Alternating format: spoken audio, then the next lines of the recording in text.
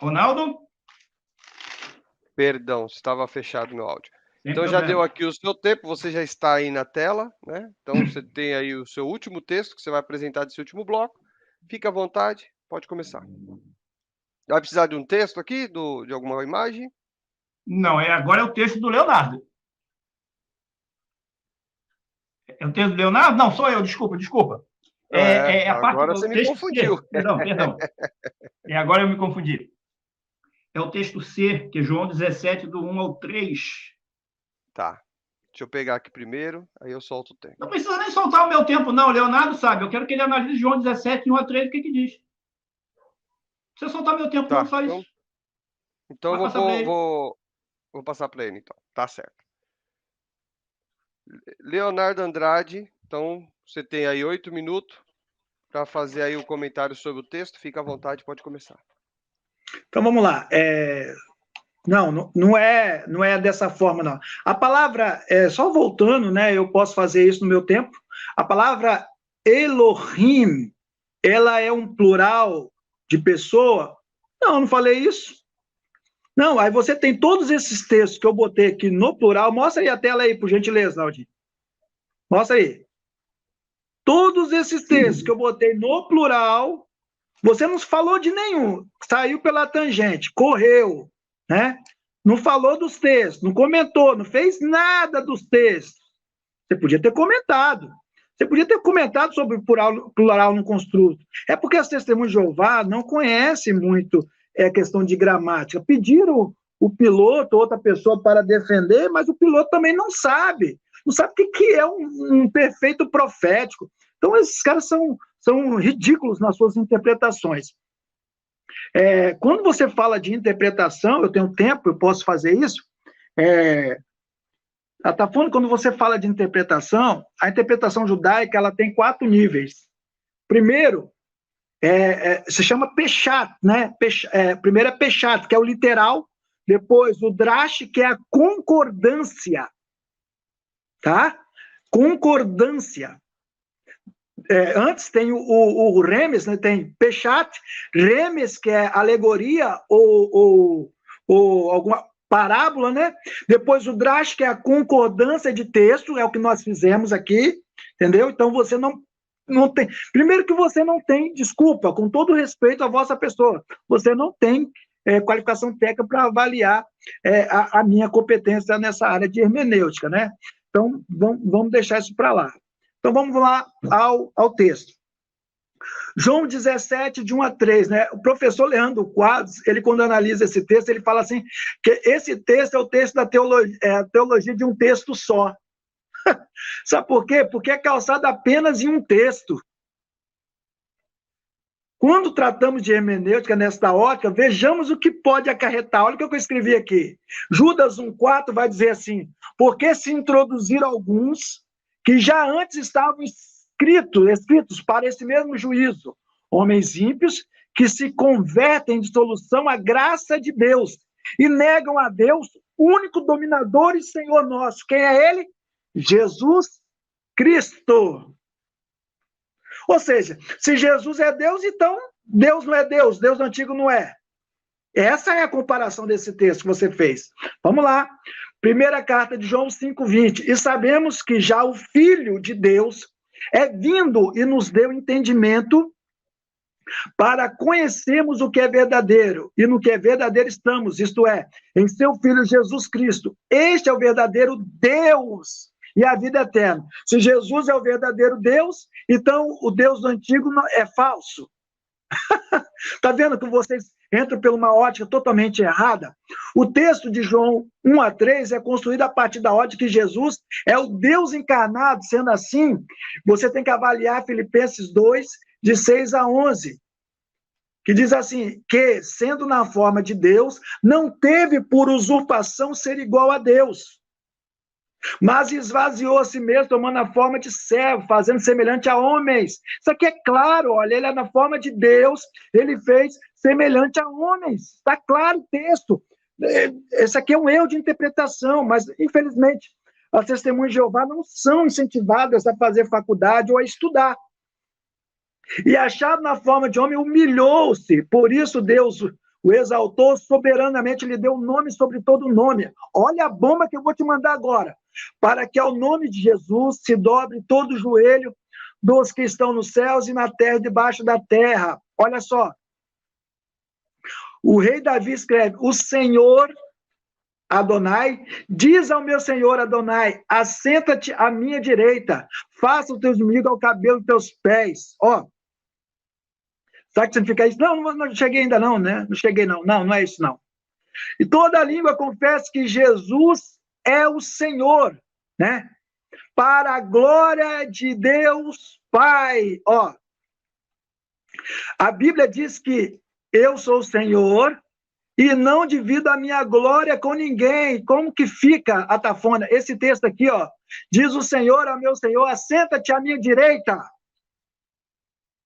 Ainda sobre o texto, todo joelho se dobrará e toda língua confessará. Em Filipenses 10, 11, diz assim: para que o nome de Jesus se dobre todo joelho. O que isso quer revelar? Isso quer revelar o texto. Ó, olha o que Romanos diz. Porque está escrito: eu vivo, diz o Senhor, né? Deixa eu ver se eu acho outro texto aqui. Passando assim, a gente passa rápido. Que todo joelho se dobrará a mim e toda a língua. Então, Romanos confessa, né? Jesus.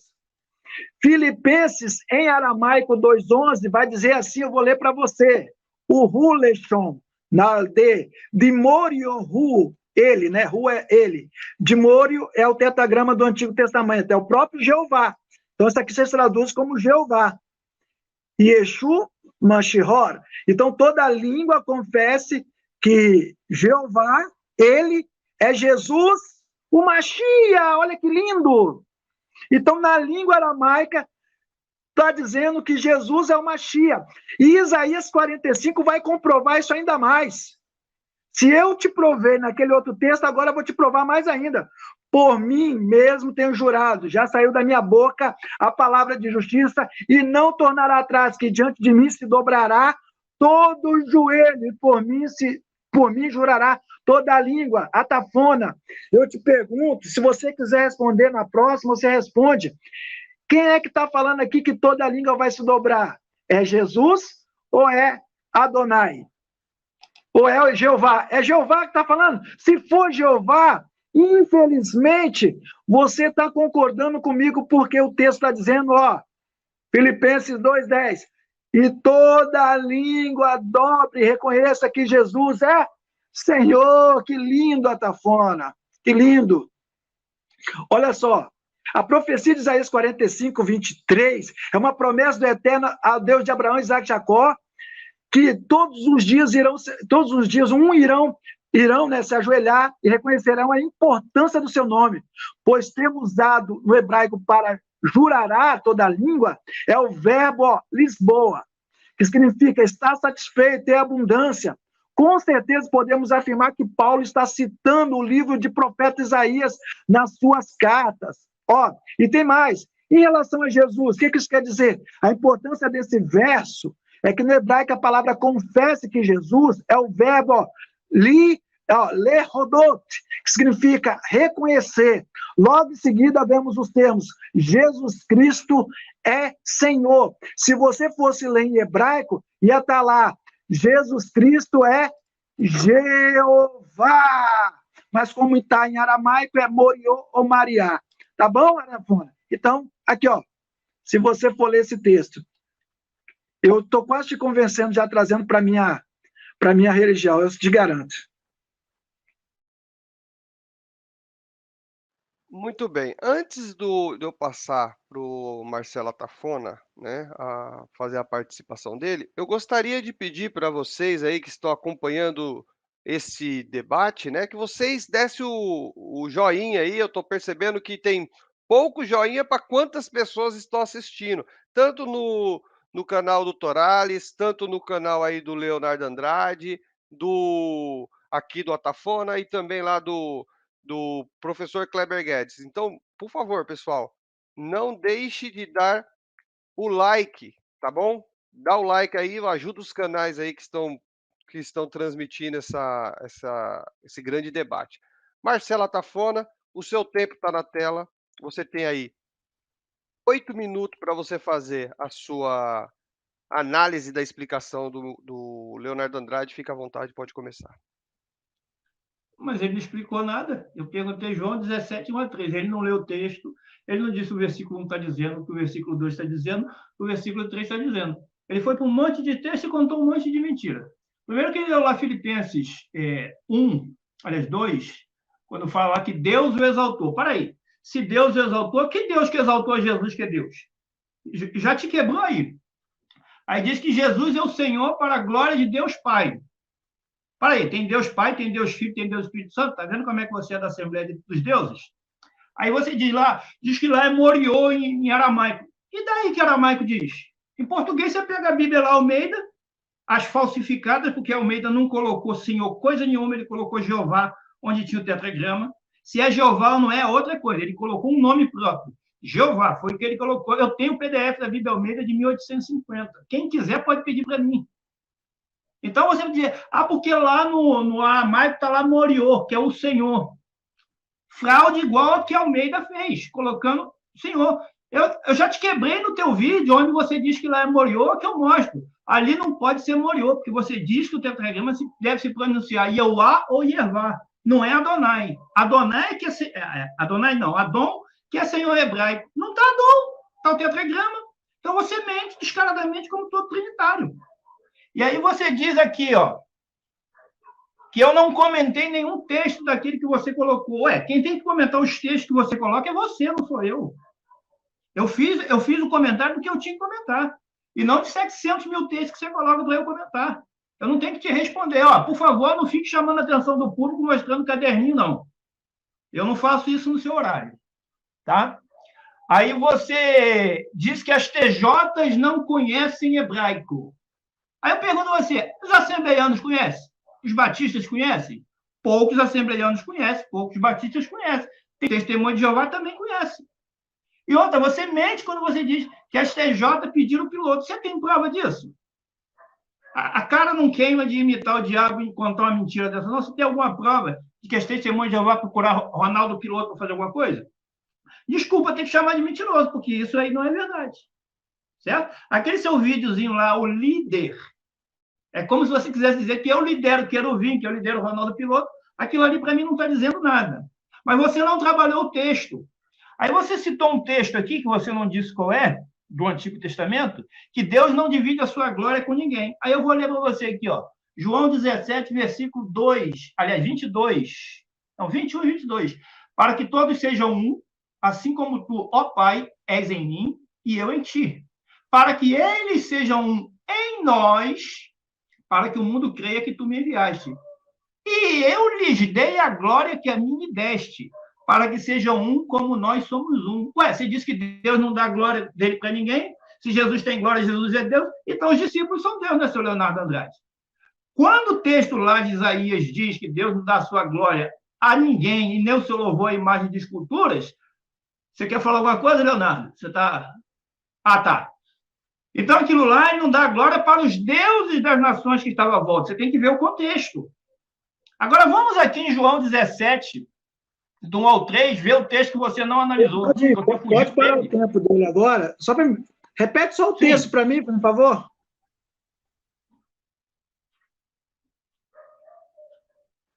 Você repetiu o texto, Marcelo Tafona, que você tinha dito. Não, mas ele não tem que me interromper no horário. Não, o horário é meu, tem que ouvir. Eu parei seu tempo, ele só quer... Não. Ele não vai intrometer no meu raciocínio, não. Pode continuar meu tempo. Eu pensei que foi alguma coisa técnica. Eu também pensei. Ele fala isso na réplica dele. Tá, vai lá. Continua. Pode soltar meu tempo. Então. Aí vamos lá, João 17, do 1 ao 3. Diz assim, Depois de assim falar, Jesus deu as instruções aos discípulos, nós vemos aqui no versículo 33 do capítulo 16. Depois de assim falar, Jesus, levantando os olhos aos céus, disse: Pai, é chegada a hora. Glorifica o teu filho para que também o filho se glorifique. Então, nós vemos Jesus falando com quem? Com o Pai. Por que ele não fala do Espírito Santo? Se é uma pessoa igual ao Pai. Ele sempre ora ao Pai.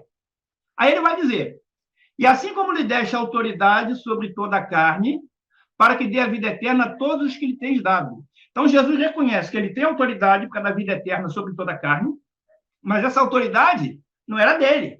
O Pai deu a ele essa autoridade. Que raio de Deus é esse, de pessoa divina é essa, Deus Todo-Poderoso, que precisa que o Pai lhe dê autoridade? Então não são iguais coisa nenhuma.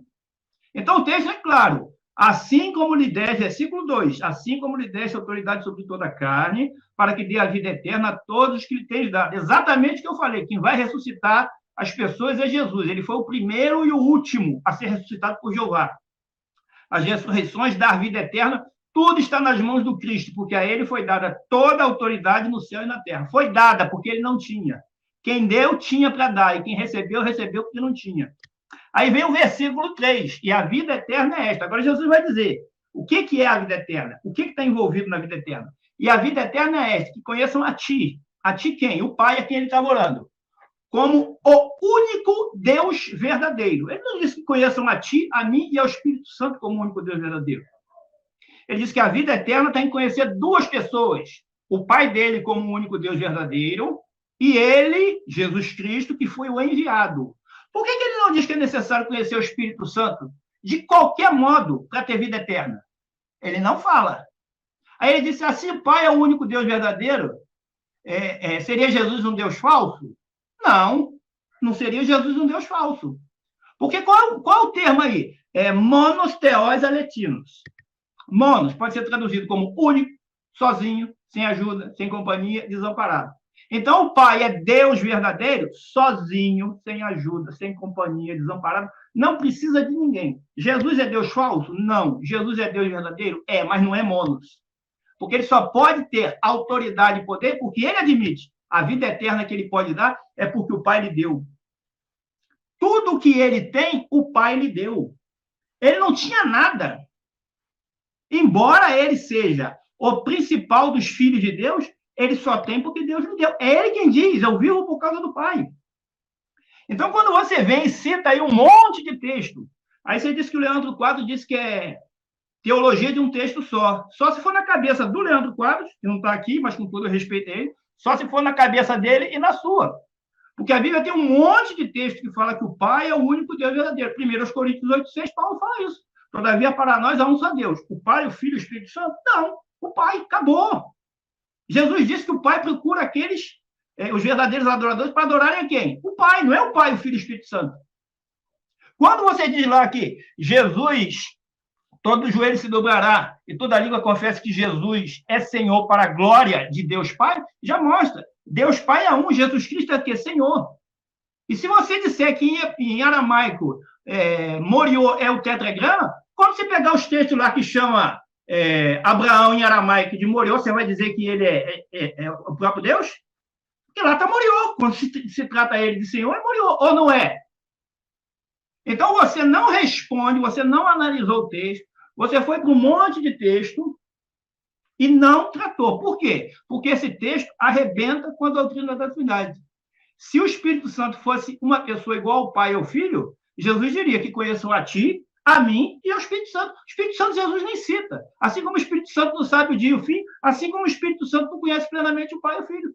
Pronto! Os três textos que eu apresentei te derrubam. Ok. Deixa eu explicar uma coisa aqui, né? Tafona estava falando, aí ele falou o seguinte, né? Tem alguma coisa para falar, Leonardo? Aí depois o Leonardo falou, por isso que eu pensei que você tinha dado abertura para ele falar, tá? Mas o correto realmente não é interromper de maneira nenhuma quando um estiver falando, porque quebra o raciocínio, isso não é legal. Agora, Não, nesse então, momento aqui que não está dentro do tempo, aí a gente pode perguntar o texto, no caso, entendeu? então eu peço desculpa ao Leonardo, porque foi uma pergunta de retórica e ele interpretou como se eu estivesse chamando ele à fala. Então, me perdoe, Leonardo, quando eu disse que você não tinha direito à fala, você entendeu da maneira que eu não quis dizer, mas o Ronaldo está certo. Fechar meu áudio aqui. O Leonardo Andrade, você precisa da informação do versículo? O Matafona pode te falar agora. Seu áudio está fechado. Eu estava anotando aqui, se ele puder falar o texto aí do... Que ele falou que não recebe... Como é que é? Eu nem lembro mais. Pode deixar.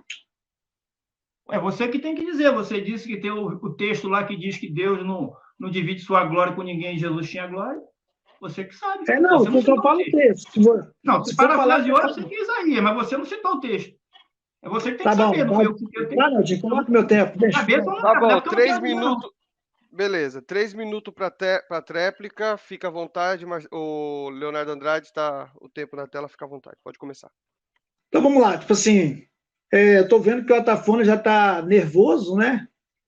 Mas teve uma atitude boa agora, uma atitude sóbria, né? De pedir desculpa, porque ele me deu a oportunidade e está nervoso. Mas eu estou vendo que é porque realmente não é fácil, né? Não é fácil lidar com todos esses textos que eu mandei e a pessoa conseguir sair sem se frustrar, né? Eu estou vendo ele está muito frustrado, está difícil, mas vai dar certo. Vamos lá, volta a tela para mim, fazendo um favor, dá para fazer agora a minha análise aqui, por gentileza. Então, aqui você tem, ó, Eloheno. Aqui você tem, ó, serei com Iô, todo sabe que é plural no consulto, plural masculino. Aqui é a primeira pessoa do plural, nós. Elo, eu não falei que Elo, a palavra Elo é uma adaptação para Deus. Seria força. Então, o que isso quer dizer? Forças ou autoridades. Dentro desse sentido. Forças ou autoridades. Aqui nós temos de novo, e, lo, re, né? Aqui é uma vogal longa por posição, você só lê o E com acento, né? Elohê. Aqui também plural masculino. Então, o que isso quer dizer? Que Elohim não pode... tem gente que fala assim, Elohim não é plural. É plural por quê? Porque o Elohim é absoluto, e aqui é construto. Entendeu? Então não tem como fugir disso. Outra coisa que eu ia falar, quando você pega todos esses textos, Gênesis 1, Gênesis 26, 1, 26, 3, 22, 11, 7, Gênesis 35, 7, Deuteronômio 6, 4, Eclesiastes 12, 1, né? Isaías 54, verso 5, todos esses textos afirmam categoricamente que Deus como um ser plural. Deixa eu botar a tela aqui de novo. Bota a tela aí. Não, de rapidinho, tem que ser rapidinho. Minha tela, só eu.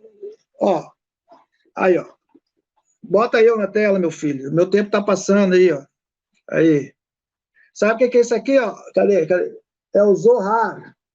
O Zohar, aqui eu vou ler para você na página 90. O ancião de dias é conhecido como a face grande, que é composta de 3 naturezas ou princípios superpostos. Sabe quem é esse ancião? Que só pode existir Deus por meio de Deus da face grande. Esse aqui é o próprio Deus. Está aqui, no Zohar. Tá bom? No Zohar está dizendo que Deus tem 3 essências. Maravilha. O Leonardo Andrade, você já está na tela, né? Então agora você vai continuar. Só um toque, né? Que a sua imagem está saindo pelo celular e não pelo computador. Você está apontando para o computador. Tem hora que eu dou uma... Então você tem aí 1 minuto para você apresentar o seu texto que vai fazer parte da sua pergunta, da sua participação nesse momento, tá? Só o seu texto. Fica à vontade, pode começar. Beleza. O texto que em xeque agora que eu vou colocar para o Atafona é mais uma pedra pesada na cabeça das testemunhas de Jeová. Com todo respeito, claro, tá? Não quero ser aqui leviano de forma alguma. Aliás, esse debate eu quero agradecer ao Atafona, entendeu? Pela postura, entendeu? Alguns aqui no site não têm a postura, né? No chat, né? Como ele, mas ele foi bem cordial. Então, o texto que ele vai avaliar, ele já sabe que é o texto de Oséias 1, verso 7. Oséias 1, verso 7. É isso. Maravilha. Marcelo Atafona, vai precisar de pôr algum texto? Vai lá no comecinho, a partir do 1. Tá. Segura aí que eu estou puxando aqui. Enquanto isso, vou colocar o seu tempo aí.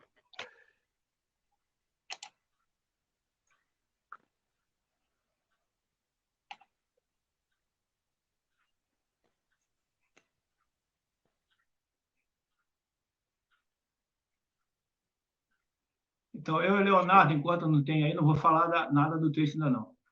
Nós sempre tivemos assim, depois eu falo. Então, vamos Peraí, lá. ainda pode falar Não, que eu ainda vou colocar aqui versículo ainda. 1. Pode falar aí. Então, como o Leonardo falou aí que eu fui cortês, eu não tenho nada contra a pessoa do Leonardo, mas eu tenho tudo contra aquilo que ele defende, porque eu acho que o que ele defende não é a verdade da Bíblia. Então, eu chamei ele aqui para o debate porque fica aquela história. A Cotafona tem medo de debater comigo. Aí o Leonardo tem medo de debater com a Cotafona. Bom, chegou o dia, nós estamos aí debatendo, né? Algumas palavras até um pouco ríspidas, mas faz parte de um debate. Então, ele pediu Oséias 1:7. Eu vou ler do 1 a 11. Eu vou analisar para nós o contexto do 1 a 11, se der tempo. Se não der, eu faço na tréplica, eu continuo na tréplica. Fica à vontade, pode começar. Bom, deixa eu ler o 7, que foi o que ele pediu, para não fugir. O 7 não precisa mudar, não. Diz assim, o 7. Terei, porém, misericórdia da casa de Judá e os salvarei por Jeová, seu Deus. E não os salvarei pelo arco, nem pela espada, nem pela guerra, nem pelos cavalos, nem pelos cavaleiros. Bom, então o que é que o versículo 7, que ele perguntou, o que o texto está dizendo? Bom, nós vamos ver aqui na minha análise do versículo 6, que Jeová vai mostrar que ele vai quebrar o arco da casa de Israel, tá? O reino das 10 tribos, mas com Judá ele vai fazer diferente. Israel foi atacado pela Síria e Jeová quebrou o arco de Israel. Mas quando a Síria atacou Israel, aliás, atacou o reino de Judá, Jeová não fez o que ele fez com a Síria. Aliás, com o reino de Israel, com a casa de Israel. Ele salvou nem pela espada, nem pelo arco, nem pela guerra, nem pelos cavalos, nem pelos cavaleiros. Ou seja, ele não usou uma força visível humana. Isso aqui se diz que no ano 732 a.C., quando Senaqueribe sitiou a cidade de Jerusalém, o rei era Ezequias, Jeová mandou um único anjo e destruiu 185 mil do exército assírio. É isso que o texto está explicando. Jeová salvaria Judá, a casa de Judá, o reino onde tinha o rei da linhagem de Davi, o sacerdócio da linhagem de Arão e o templo das mãos da Assíria. Mas vamos lá agora, a partir do versículo 1, que eu quero contar um pouquinho dessa história aqui, tá? Então diz aí, a palavra de Jeová foi dirigida a Oséias, filho de Beeri, nos dias de Uzias, Jotão, Acais e Ezequias, reis de Judá, e nos dias de Jeroboão, filho de Joás, rei de Israel. Bom, Oséias ele foi um profeta que profetizou por quase 60 anos, de 804 a.C. a 745. E ele fez profecias direcionadas ao reino de Israel, tá? As 10 tribos. Ele fala de Judá, mas ele se dirige primariamente a Israel. Passa aí a próxima imagem. Ele cita aí no versículo 1, cita 4 reis de Judá e 2 reis de Israel, tá? O Jeroboão, que era o Jeroboão II, não aquele primeiro, e o pai dele, Joás. Ele cita 4 reis, que é os reis do período em que ele foi profeta. Talvez porque ele entendesse que os reis que representavam realmente a soberania de Jeová seriam os reis da linhagem de Davi. Mas ele cita Jeroboão também. Aí vem o versículo 2 assim, ó. Quando Jeová falou ao princípio com Oséias, disse Jeová a Oséias, vai e toma uma mulher de fornicação e filhos de fornicação, porque a terra comete fornicação, apartando-se de Jeová. Ó, Jeová falou para ele casar com uma mulher de fornicação e filhos de fornicação. Então, Jeová estava usando a mulher, futura mulher de Oséias, como um símbolo da apostasia do reino de Israel a quem ele profetizava. 2 dos filhos que ela teve foram por fornicação. E Jeová mandou colocar nomes desfavoráveis, eu vou mostrar quais são. E o primeiro não, era um nome favorável.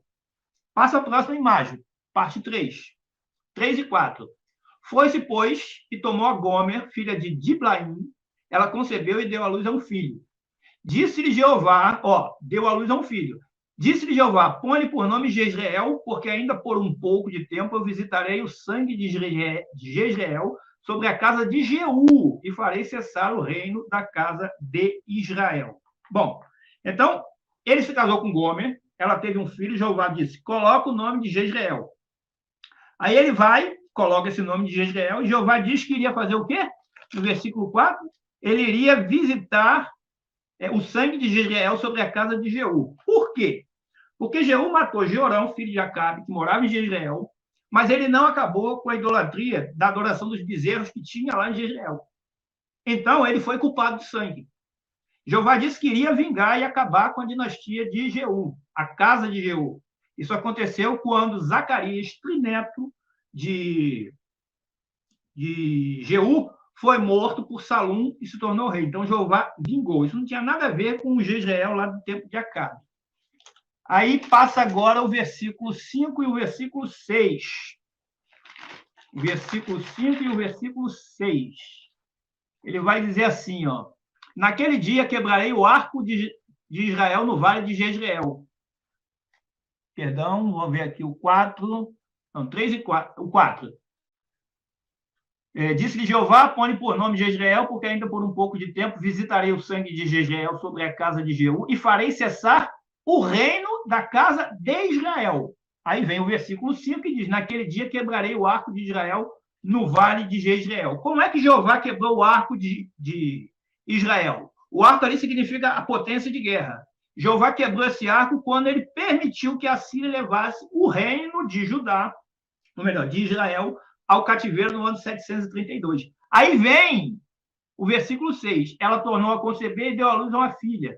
Disse-lhe Jeová a Oséias, põe o nome de desfavorecida, porque não tornaria a ter misericórdia da casa de Israel, para que eu lhes perdoe. Então, a filha que ela teve, que aí já era uma filha de fornicação, que era a desfavorecida, Jeová disse que era um exemplo que Jeová não teria misericórdia com a casa de Israel. Em 732 a.C., Jeová permitiu que a Síria levasse ao cativeiro o reino de Israel, de 10 tribos, quebrou-lhe o arco, porque não permitiu que eles resistissem, e aí ele deu fim ao reino de Israel. Aí vem o versículo que ele perguntou, o 7. Terei, porém, misericórdia da casa de Judá. Por quê? Porque a Síria também atacou Jerusalém. Ela também sitiou, era o rei Ezequias. E aí o que Jeová fez? Não salvarei nem pelo arco, nem pela espada, nem pela guerra, nem pelos cavalos e nem pelos cavaleiros. Como eu já disse, segundo Reis,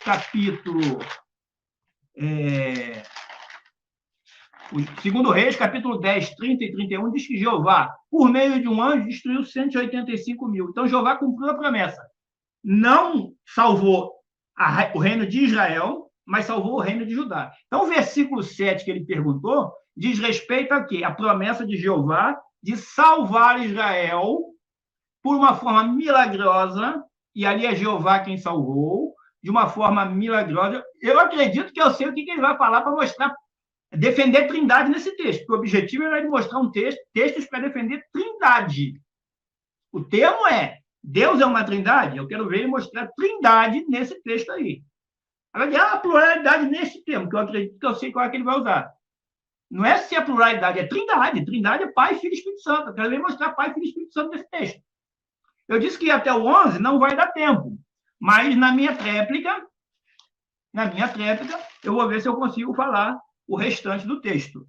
Então, o versículo 7, que é o que ele perguntou, o que ele está dizendo: terei, pois, misericórdia da casa de Judá, e o salvarei por Jeová, seu Deus, tá? Ele vai dizer que ali tem Elohê, eu sei, tá? Você disse que tem o Tserô e Ode, é um plural no construto. Sim, construto é semelhante ao genitivo, onde o primeiro substantivo pertence ao segundo substantivo. Por isso que é Eloheno, nosso Deus. O Deus está no plural, está ali Eloheno, por quê? Porque é nosso Deus. O plural se refere àqueles a quem o Deus era Deus dele, e não a Deus. O plural não é de Deus. O plural é relativo ao nosso, não a Deus, é o nosso, o Deus dos israelitas. Ok. Leonardo Andrade, você tem aí 8 minutos para você fazer a análise dessa explicação. Abre aí o seu áudio, fica à vontade, pode começar. Bota minha tela aí, por gentileza, Naldinho, por favor. Então, antes... Atavona, quando você vê esse vídeo aqui de novo, eu creio que você vai assistir, você é um cara muito, assim, voltado, centrado nas coisas que você faz.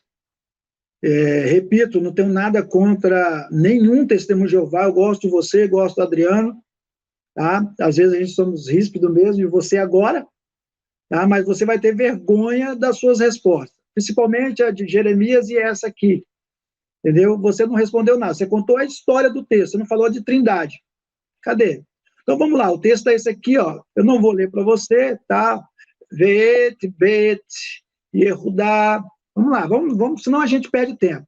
Olha só, a segunda cláusula do texto é introduzida dentro do discurso profético por um verbo, ó, verrochatim, que se encontra na primeira pessoa, com o sufixo na terceira pessoa do masculino plural.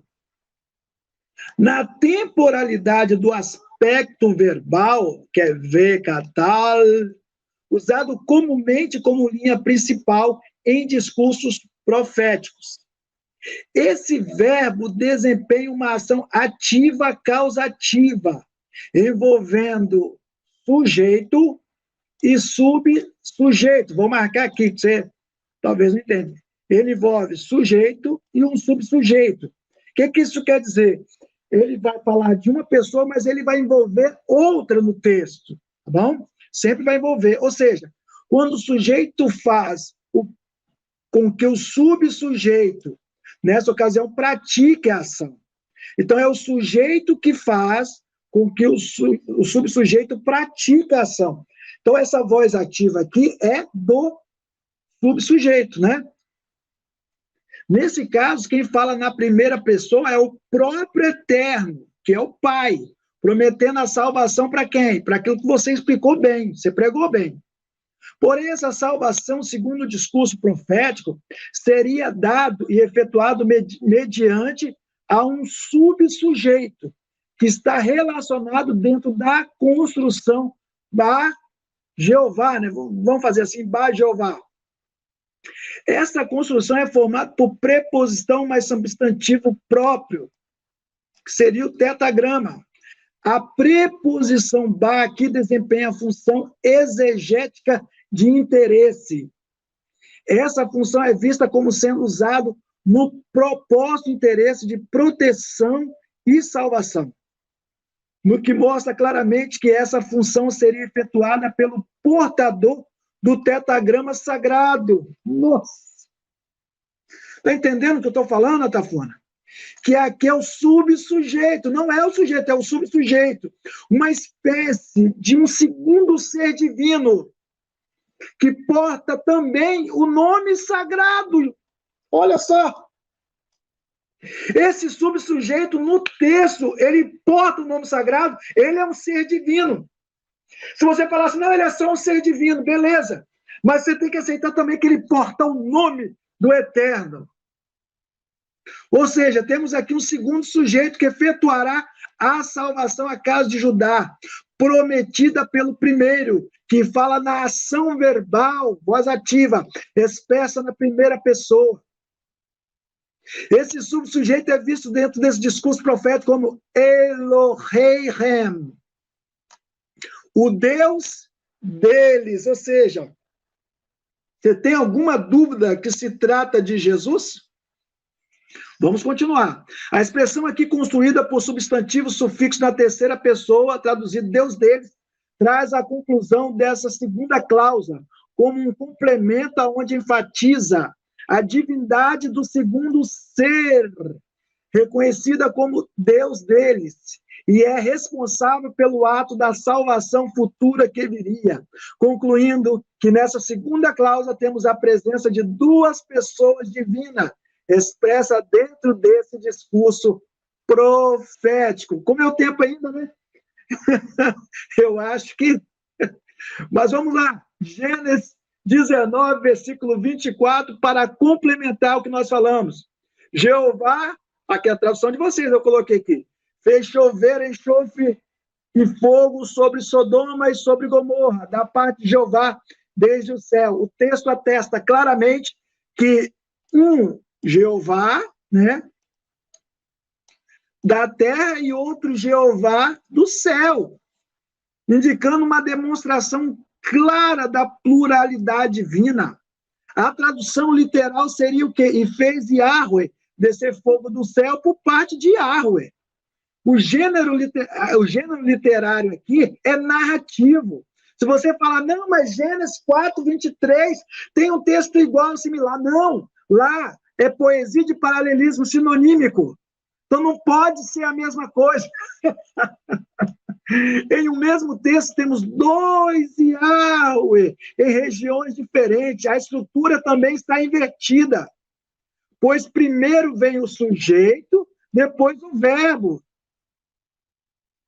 E depois o complemento, que é o objeto direto. Isso acontece porque quando o autor quer evidenciar uma aparição ou uma proposta. Comentário de Thomas Cook, Gênesis 19:24-25. O Senhor choveu do Senhor. O Senhor choveu do Senhor. Rabi Gant afirma, e Calmet também, que é da mesma opinião, que o Senhor aqui repetiu, se refere ao Pai e ao Filho. A Bíblia de Jerusalém diz, então Yahweh fez chover chofre e fogo. De quem? De Yahweh. O Targum de Jerusalém, escrito em aramaico, eu traduzi. E a palavra do próprio Senhor fez descer sobre o povo de Sedom e Amora as chuvas drásticas que puderam esperar arrependimento de março ou peia. Mas quando viram as chuvas de graça, disseram, portanto, nossas más obras não se manifestam diante dele. Ele se virou, então, e fez descer sobre elas betume e fogo diante do Senhor dos céus. Torá, que é essa azulzinha aqui, ó. Essa azulzinha, precisa tirar negócio, não. Essa azulzinha aqui, ó, é aí, ó. É ao contrário, né? É aí. Aí, ó, Torá, a lei de Moisés. Olha o que ela diz. Pode deixar aí, Naldi, pode deixar. Aí, isso é rápido. E o Eterno fez chover sobre Sodoma e Gomorra, enxofre do céu, da parte do Eterno. O Eterno da parte do Eterno. Seria uma redundância, mas não, se trata de Deus. A Bíblia pastoral, então, Javé fez chover do céu, enxofre e fogo de Javé sobre Sodoma e Gomorra. Então, aqui, eu acho que eu enterro de vez essa doutrina do arianismo, que é contra a doutrina da Trindade. Maravilha. Agora, Marcela Tafona, você vai ter aí 3 minutos para você fazer a sua tréplica. Fique à vontade. Seu tempo já está na tela aí, pode começar, tá? Bom, não vou gastar os 3 minutos para falar do versículo 8 a 11 de Oséias, não. Eu vou comentar o que ele falou aqui. Ele disse, você contou a história do texto e não falou de Trindade. E você falou de Trindade? Você falou de um ser, de um segundo ser, você não falou de um terceiro ser.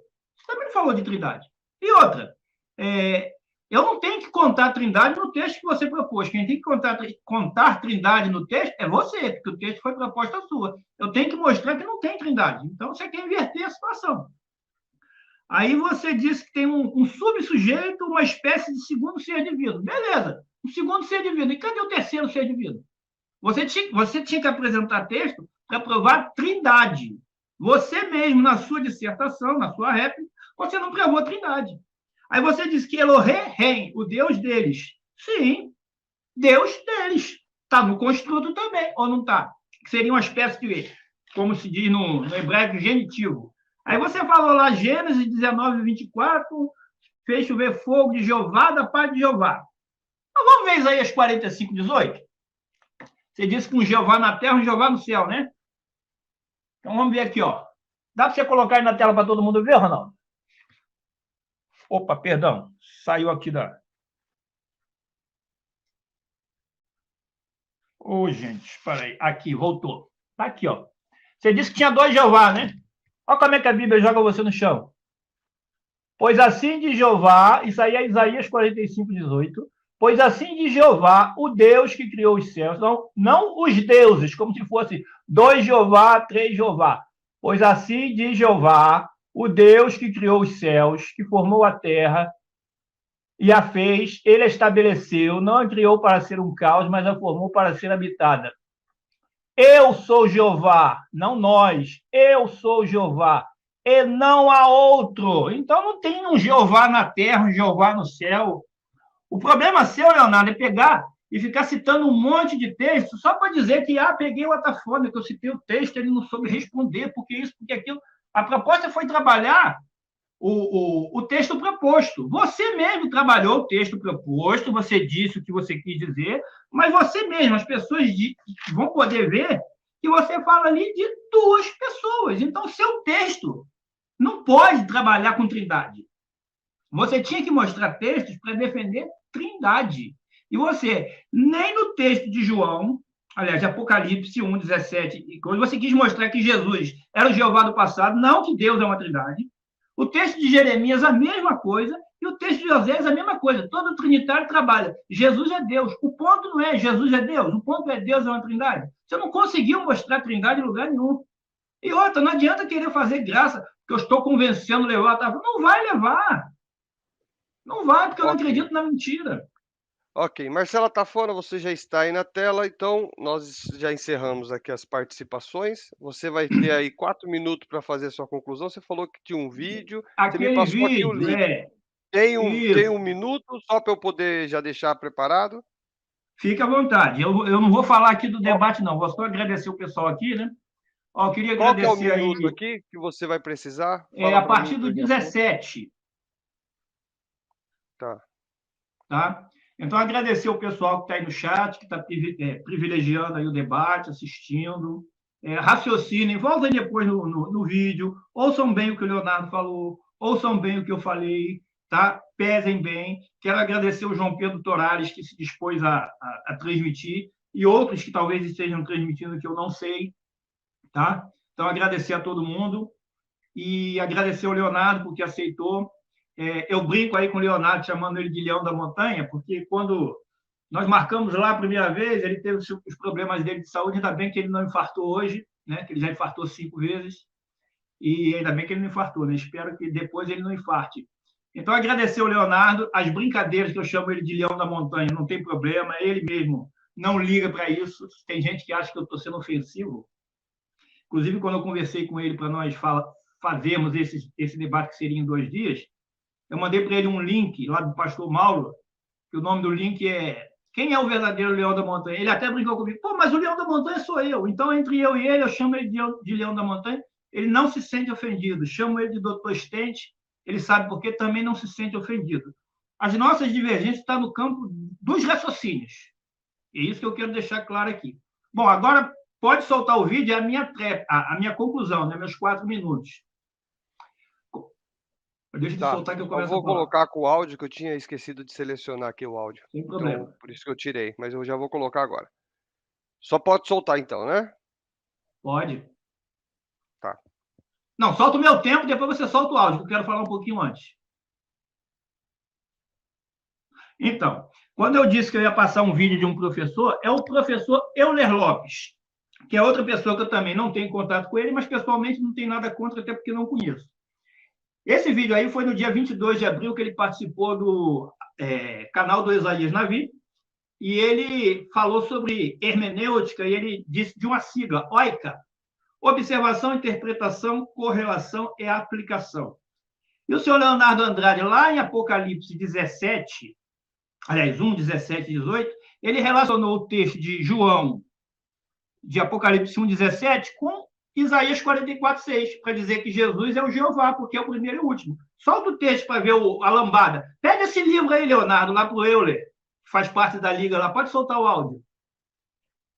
Trinitário, de calvinista, não calvinista e assim por diante. Então, eu prefiro manter o texto. É mais da frente, mano. Mais à vontade do que isso, e não exponho a minha crença pessoal particular, porque ela também não...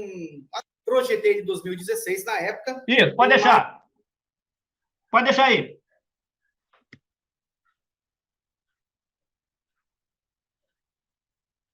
Pode deixar rolar. É direcionada pela crença teológica, por uma linha teológica que não pode não respeitar muito aí as regras gramaticais, né? Exatamente. Deixa eu pegar aqui falar em hermenêutica. Eu sou professor de hermenêutica, né? Está aqui um livro que eu irei publicar, estou corrigindo esses livros de hermenêutica. Ele é de 2017, projetei de 2016 na época, tem mais de 120 páginas, ele. e vi que, dentro da área da hermenêutica, também podemos errar a partir de alguns pressupostos da própria hermenêutica, da primeira regra, segunda regra, o Leonardo fez. Cuidado, a gente pode olhar um contexto de forma que a gente possa construir esse contexto e o resultado vai sair de acordo com o que eu construí e não de acordo com o que, de fato, o texto está dizendo. Então, a hermenêutica... Apocalipse 17, Isaías 44. Tem que ser até mesmo melhorada, e hoje eu não sou mais necessariamente um professor necessariamente de hermenêutica, eu sou um professor de exegese também, que abarca a hermenêutica de forma mais diferenciada, porque esse negócio de o versículo aqui, paralelo a isso aqui, dentro da... Aí, Leonardo, existe um processo hermenêutico chamado OICA. OICA. São siglas dentro da área da hermenêutica que indica observação, interpretação, correlação e aplicação. Quando fala, por exemplo, de correlação, um texto correlato a outro texto, a pessoa tem que saber exatamente se os assuntos são os mesmos ou está acontecendo uma forçação de barra para que o texto diga aquilo que eu quero que ele diz, ou quero que ele afirme ou diga, entendeu? Então, tem que tomar cuidado com o processo, porque esse processo pode gerar uma interpretação errônea, errada, e vai cair, claro, em heresia, né? Então, parou, tá bom aí. Então, foi isso que o senhor Leonardo fez. Ele pegou o primeiro e o último de Apocalipse 17 e aplicou em Isaías 44, 6. Os contextos são diferentes, não falam a mesma coisa. Então, você é um herege, que você aplicou uma correlação que não tem nada a ver uma com a outra. Simples assim. Ok.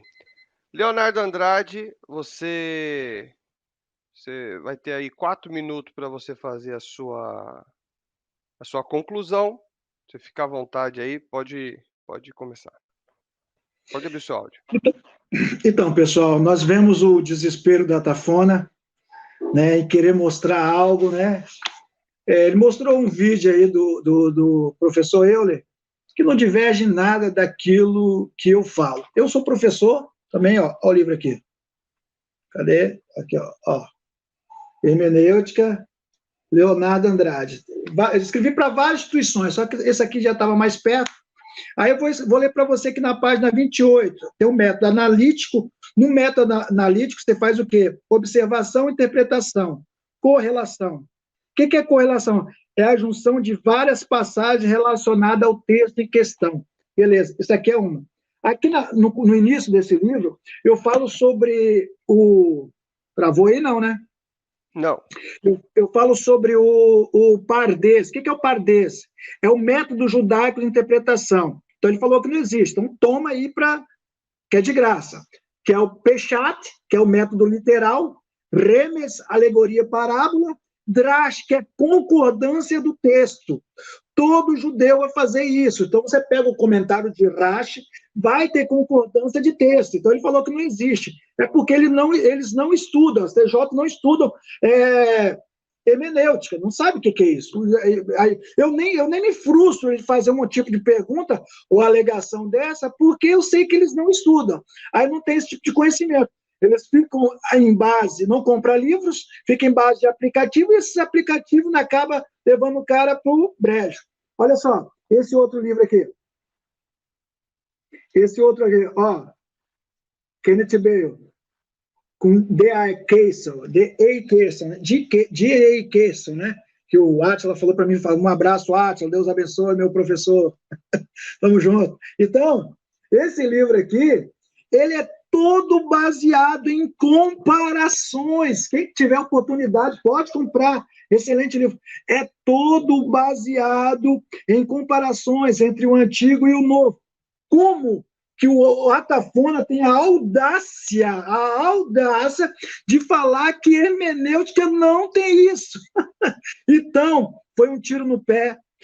Avaliando o debate aqui, quero agradecer de antemão ao Atafona por ter estado aqui, né? E ele me convocou, na verdade foi ele que me convocou, né? E eu estou aqui, novamente, E se você quiser propor um debate, ou do mesmo nível, né? Ou de outra forma diferente, a forma que eu mais gosto é aquela de perguntas, sem saber nada. Então, estamos aí, tá? Eu te proponho um debate sobre a TNM para você provar, e vai transcorrer da mesma forma, cordial, como está sendo agora, entendeu? Eu não tenho nada contra as testemunhas de Jeová, apenas pelo ensino que é pregado, que eu não concordo, e eu tenho que usar minha base, né? Em relação a Almeida, pessoal, eu não sou patrocinado por Almeida, tá? Eu não tenho patrocínio ainda, né? Se alguém quiser, estamos aí, tá bom? Eu não sou patrocinado. Em relação ao Vini ou Vine, não tem importância. Você pode perguntar a qualquer professor de inglês. A maioria dos TJ são professores de inglês, né?